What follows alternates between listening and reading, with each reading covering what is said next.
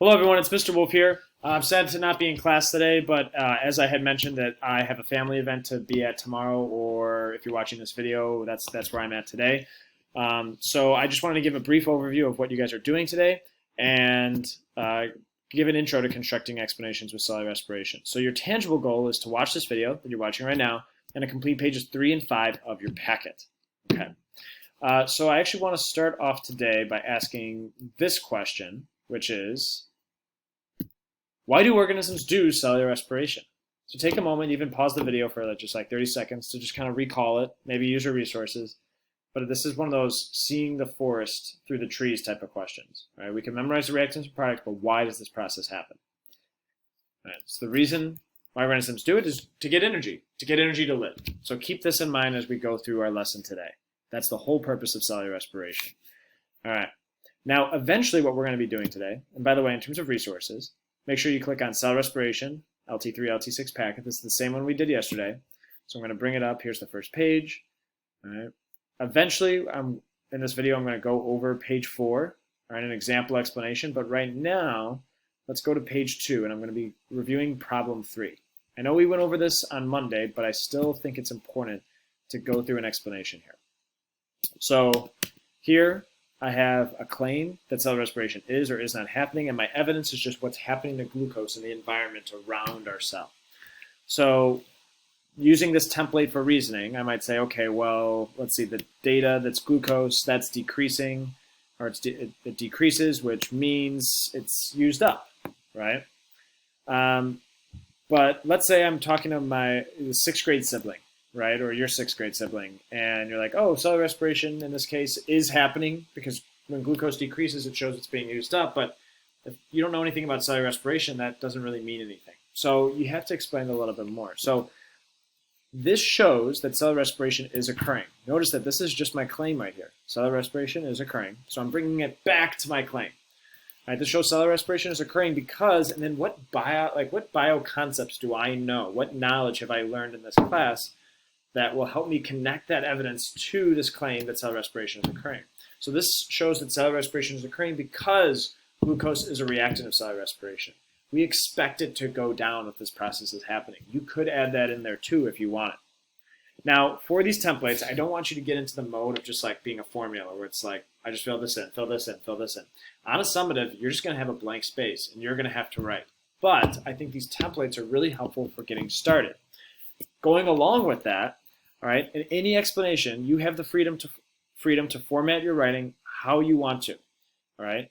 Notice how the alternative way of writing reasoning below hits all the main points from above. Right. The trend in green, what the trend means in red, right? Referencing it back to the claim in black, and then using bio concepts in blue. All right. So notice it's a little bit out of order, but this would be great reasoning for an explanation.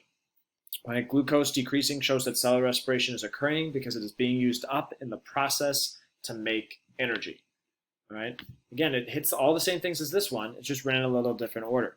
Now, that being said, all right, the templates above, like right here, are a huge help to begin framing your writing, especially if you don't know where to get started. I would highly, highly recommend using the templates, but I don't want you to feel constricted by them or also just feel like you always just got to fill something in. All right, the goal is for eventually you to take, for us to take these away. Now, what I want you to do in just a sec is actually I want you to do page 3 first. All right, but I want to go over page 4 in this video.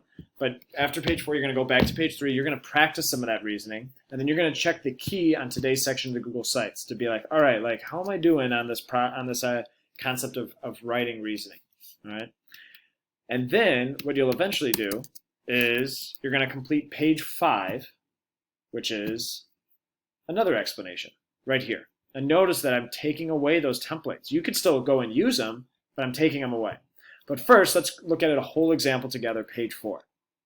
So I want all of you guys to be on page 4 right here. And it's asking the question, are the critters doing cellular respiration? Why or why not? So here we have a container. It looks like we got some critters, some bugs in there. Then there's an oxygen sensor measuring the amount of oxygen in the environment around the bugs. So let's take a look at this. All right. Now remember, we want to have that structure of claim, evidence, reasoning, right? Now here's the thing. Even though claim comes first, you may not know what the claim is, and that's okay. You could skip it, and that's exactly what we're going to do here. We're going to focus on the evidence, and we're almost going to imagine we don't know the answer yet. So for the evidence, by the way, this isn't like interpreting data where you have to have the context, data specifics, and the trend. You really just have to have the trend. So here's a template to help you guys out. You're not going to do both, but you're going to choose which one you feel is appropriate for the scenario. So number one, as the x variable increases, the y variable increases, decreases, remains constant. That looks like it would be appropriate for this graph, right? So I'm going to just say as time increases, the amount of oxygen decreases. That's it. That's it for an explanation. All right, now notice number two, though. It says make a comparison between two or more conditions. Yeah, this definitely wouldn't have worked here because there's only one condition. But you guys are going to do page 5 in just a second. And notice, or later on today, and notice that there's two conditions. So maybe this number 1 right here is not going to work as a great template. Instead, maybe we're going to want to make a comparison. Like the non-germinating peas do this with oxygen compared to the germinating peas do this with oxygen. All right. So we're going to go back. So we have our evidence. We know that oxygen decreases. But now we're going to get to the reasoning. Right? And hopefully this looks familiar because we've been just focusing on reasoning thus far this week. So again, we need to explain why the claim is true, right, by connecting my claim and evidence to biological concepts. Notice I actually don't even have my claim yet, so maybe I'm just going to explain why this evidence is important. We'll start to make sense of it. So oxygen decreases, which means it's being used up, right? If I have a glass of water and I drink it, that water level is going to go down because I'm using it up. Same thing here. All right. So in this case, all right, I could be like, all right, well, if oxygen is being used up, that's where I'm going to start to use my bioconcepts. I'm going to be like, all right, well, that means that cellular respiration is occurring if oxygen is being used up. Because, and even though it doesn't say bioconcept here, it should for you, all right, because, and what's my bioconcept that tells me that is that oxygen is a reactant of this process. That's why it would go down. All right. So now I could actually state my claim if I wanted to now. The critters are doing cellular respiration. So notice that, again, there's going to be times where you don't know your claim until you kind of reason it out in your head, and that's totally fine. All right. Now notice, though, that for the question, all right, there's two parts of it. Right? It says, are the critters doing cellular respiration? We answered yes. We provided evidence. We talked about why that evidence goes back to the claim, but we also have to explain why or why not. So that's kind of the second part of your reasoning right here, or the second part of your claim, the why. All right. So I'm going to go back here, and this goes back to the warm-up today. Remember I said, why do organisms do cellular respiration? The why here is that simple, right? So why would the bugs be doing cellular respiration? Oh, well, all animals do aerobic cellular respiration in order to get energy to keep on keeping on. In other words, in order to get energy to keep on living.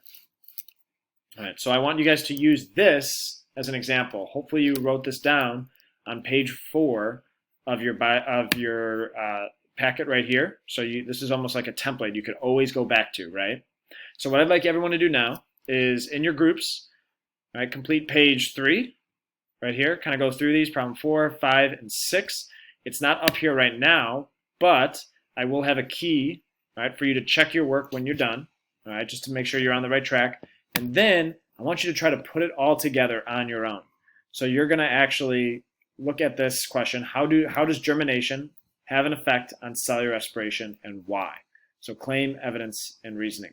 Really important. If you forget what germination is, right, that's that process with the peas where if you soak them in water, right, they start to think that, oh, it's ready to sprout. I'm ready to become a pea plant. So germination means that the seed is actually doing all that work, right, to actually have the stem come out of the seed and start growing as a plant. So think about all the things that those cells are doing inside that pea plant while it's germinating. So that's what germination is. All right. Thank you everyone for watching. Good luck with completing this.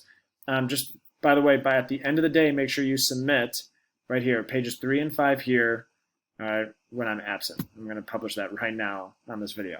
All right, thanks for watching, everyone. Have a good day. Oh, also, I will see you. I will send an email out. at this point, check your email. If you've gotten an email from me, that means that I've emailed you. And if you haven't, that means that I won't email you. All right.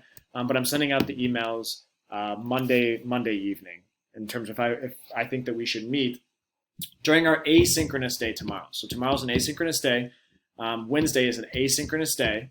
All right. But if you're like, Mr. Wolf, these explanations, I could use some help, stop by. All right. Everyone is welcome if you want that extra support. All right. Have a great day, everyone.